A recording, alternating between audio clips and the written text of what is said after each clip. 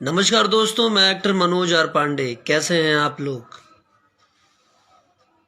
अभी हाल ही में एक विवाद मैं भी सुन रहा हूं, डेली सुनता जा रहा हूं कि कल्लू ने गाना गा दिया, यादव जी के बेटी सपनवा में आती है। कल्लू ने गलत किया, बहुत गलत किया। ऐसा गाना उसको नहीं गाना चाहिए था। पर उस बच्चे ने माफी भी मांगी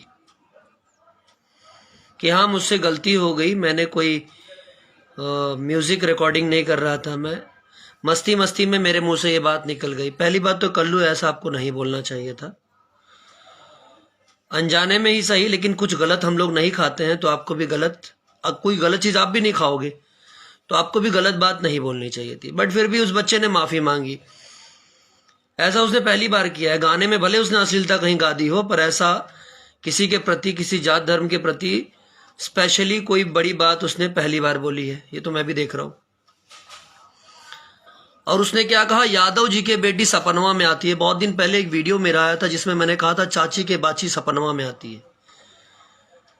तो जिसको आप लोग भैया कह रहे हो, जिसको आप लोग भैया कहते हो, चाची के बाची मतलब आपकी माँ उसकी चाची हो गई, उसकी बाची जो हो गई वो आपकी बहन हो गई। तो मुझे डिसाइड करके जरूर बताना कि किसकी बहन इनके सपने में आती है। अब चाची में यादव जी की, जो यादव जी लोगों में भी चाची होती हैं कि नहीं होती हैं? होती है ना। तो आज जब यादव जी की बात आ गई, हाँ, कि यादव जी के बेटी या यादव जी के बाची, जो भी, हम तो प्रॉपर सुने भी नहीं उसको, सपनवा में आती है, तो मतलब तो यही हो गया ना कि बाची, चाची की बाची सपनवा में आती है। तो जब आप स्पेशली, मैंने जो सवाल किया था आज स्पेशली उन यादव भाइयों से है, उन अंधविश्वासी यादव भाइयों से है जो अपनी आंख पर पर्दा रखते हैं, ठीक है, जो सिर्फ मैं यादव हूं, मैं यादव का नारा लगाते हैं। तो ऐसा नारा लगाना बंद कर दो, क्योंकि ऐसे यादवों को मैं बहुत बड़ा मूर्ख कहता हूं। किसी की भी बहन बेटी हो, उसकी इज्जत होती है। यही सवाल मैंने बहुत पहले किया था। अगर आप लोग पहले ही विरोध कर दिए होते, पहले ही रोक दिए होते, तो ऐसा मजाक ना पहले बनता, ना वो मजाक आज वापस रिपीट होता। अगर घर में कहीं कोई गंदगी छूट जाए, जब आप गंदगी फैलाओगे तो गंदगी कहीं ना कहीं तो जो छूटेगी ना, तो उसी का अंश आज छूट गया। पहले चाची के बाची सपनवा में आ रही थी, अब यादव जी के बाची सपनवा में आ गई। तो यादव जी ने अपने ऊपर बुरा ले लिया है। एक्चुअली ये यादव जी के बाची सपनवा में आती नहीं था, एक्चुअली किसी और ही के लिए था। यादव की आपकी बाची सपनवा में आती है। और अब जब आपके ऊपर, अपने ऊपर, उसने आपके ऊपर कहा कि नहीं कहा, लेकिन आपने अपने ऊपर ले लिया है कि ये मेरी बाची के बारे में कह रहा है, तो बुरा लग गया। चलो, कम से कम ये तो है कि आपको बहन बेटी की इज्जत तो हो गई। और आपको, आप क्या, तुम चूतिए हो बहुत बड़े, कहना नहीं चाहिए, बहुत बड़े वाले चूतिए हो तुम। तुम्हारे लिए ऐसे शब्द मैं निकालूं तो बुराई नहीं है, क्योंकि बहन बेटी की इज्जत तुम करते नहीं हो, ठीक है। और जब कोई होगा उसको डरा दोगे। एक टाइम था, पंकज ने बहुत कुछ कह दिया। पंकज ने एक गाना गा दिया था, एक लड़के ने उसको पकड़ के सबने पीट दिया, पूरे स्टाफ ने। अब कल्लू ने कह दिया, उसको भी पकड़ के पीट दो। नहीं पीट पाओगे ना। अब उसको खुद तो पीट नहीं पाओगे, तो क्या कह रहे हो, यादवों को उकसा रहे हो कि यादव भाई ये जहां शो करने जाएगा वहां इसको, अब देखते हैं कैसे शो करते हैं। सारे यादव भाई तुम्हारे बाप के गुलाम हैं, तुम्हारे बाप ने खरीद रखा है उसको, चूतिए कहीं के। तेरे बाप ने खरीद रखा है रे, कि वो कहीं भी शो करने जाएगा उसको मारेगा। जब तुम होगा तब लाइव में आके बोलोगे कि घुटने में है, घुटने में है। अब कहीं किसी ने घुटने ही तोड़ दिया, तब हम ही ने तुम्हारा घुटना तोड़ दिया, तब क्या करोगे। रोज रोज सबको धमकी दोगे, क्यों धमकी दोगे, सब तुम्हारे बाप के गुलाम है, पूरे यादव तुम्हारे बाप के गुलाम है। हमारी भी जिंदगी में बहुत सारे यादव हमको बहुत प्यार करते हैं, और बहुत सारे यादव भाई हमको देख भी रहे। जब होगा तब तुम जातिवाद करके लोगों को लड़ाते घूमोगे। बीच में शांति हो गई थी, सब शांति से थे, तो क्यों ये सब करना चालू किया।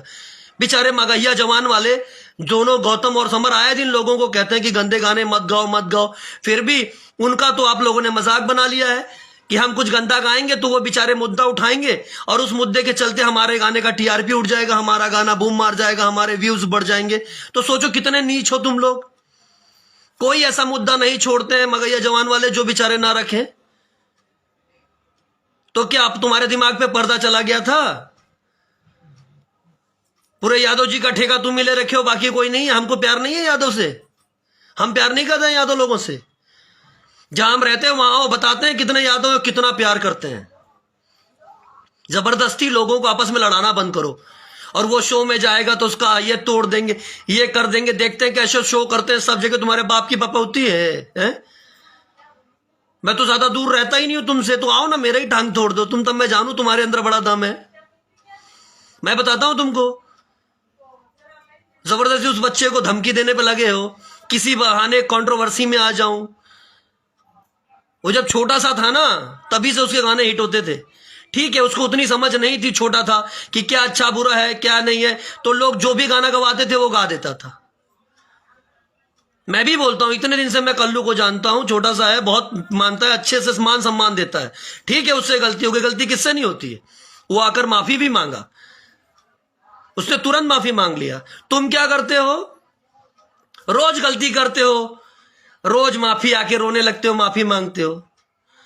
एक गलती करो माफी मांगो, ठीक है, दो गलती करो माफी, मतलब तुम रोज गलती करोगे रोज माफी मांगो, सब ठेका लेके बैठे तुमको माफी करने का। बाकी सब तो मूर्ख है ना। आए दिन पवन को कहोगे कि वो आप तो मुंह से ही हक दिए, मुंह से ही कर दिए। तुम रोज मुंह से हकते हो, रोज चाटते हो माफी मांग के, रोज मुंह से हकते हो, रोज मुंह से खा लेते हो। तो वो क्या है, तुम इसी भाषा में समझते हो, तो इसीलिए मुझे ये भाषा का, इस अभद्र भाषा का इस्तेमाल करना पड़ रहा है। आज अगर कोई बंदा, कोई यादव किसी पंडित से लड़ गया, किसी से कोई ठाकुर से लड़ गया, किसी से कोई पासवान से लड़ गया, कोई हरिजन से लड़ गया और कोई मर गया, तो क्या होगा। गोपालगंज में एक हादसा हो गया, एक 19 साल के लड़के को सबने चाकू गोप गोप कर मार दिया, सिर्फ इसलिए क्योंकि वो लड़का ये कहने गया था कि गंदा गाना मत बजाओ। ऑर्केस्ट्रा में गंदा गाना बज रहा था। अगर ऐसे गंदे गाने ना बनाते तो ऑर्केस्ट्रा में ना बजते तो वो बच्चा बोलने ना आता और आज वो बच्चा जिंदा होता।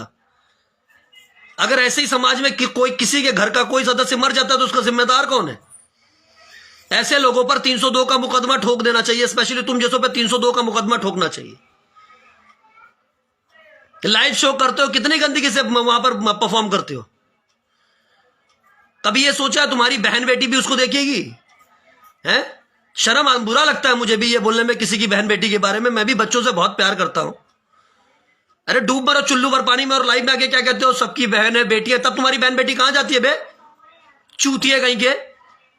तब बहन बेटी की इज्जत समझ में नहीं आती है। और जब होगा, जब धमकी देगा, इसको ये करेगा, क्या धमकी है क्या तू बे, एक कनपड़ा मारूंगा वहीं मुंह तो देगा, समझा, चूतिया कहीं का।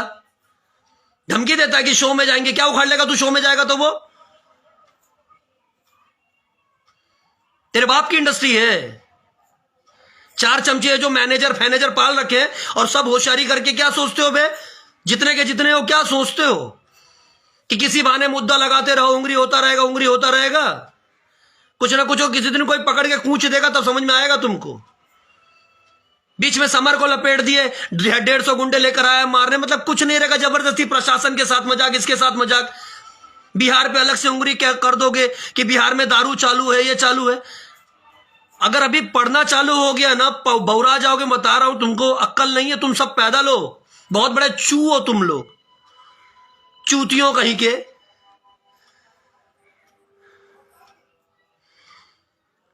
देखो यार, मुझे फर्क नहीं पड़ता कि कौन क्या सोच रहे हो, लेकिन जो अगर इसमें भी समर्थन देते हो ना तो वो बहुत बड़े मूर्ख और बहुत बड़े चूतिए हैं। मुझे ऐसी सड़ी हुई ऑडियंस भी नहीं चाहिए जो जाति धर्म में पड़ के ये सब करे। आज अगर ये जो मुद्दा किया है, अभी नेपाल में इतना बड़ा हादसा हुआ, नहीं बोले, हमको कोई मतलब नहीं था, नहीं बोले, ठीक है, कोई बात नहीं। पर अगर कहीं पब्लिक आपस में भिड़ गई और काफी लोग मारे गए तो उसका जिम्मेदार कौन होगा। सिर्फ जरा से लाइक, जरा से व्यूज के लिए तुम लोग किसी की जान लेवा लोगे। जब देखो तब जातिवाद है। यादव पंडित को अलग नजर से देखने लगा है, पंडित इसको अलग नजर से देखने लगा है, क्षत्रिय उसको अलग नजर से देखने लगा है। कोई एक बन के रहना चाहता तो भी जबरदस्ती फुट मत। देख, बार बार मौका मत दे, मैं तुझे बता रहा हूं, ठीक है। और ये घुटने में है, घुटनों में तोड़ दूंगा, एक दिन समझ में आ जाएगा। मैं तेरे को बोल रहा हूं, मजाक में मत लेना। तू जो होशियारी कर रहा, तू नहीं डरता भोसड़ी के, तो कौन डरेगा रे। हम डरने बैठे हैं क्या यहां। तू कुत्ते का मूत पी के पैदा हुआ होगा, हम मां का दूध पी के पैदा हुए हैं, याद रखना है बात। पर्सनली समझा रहा हूं।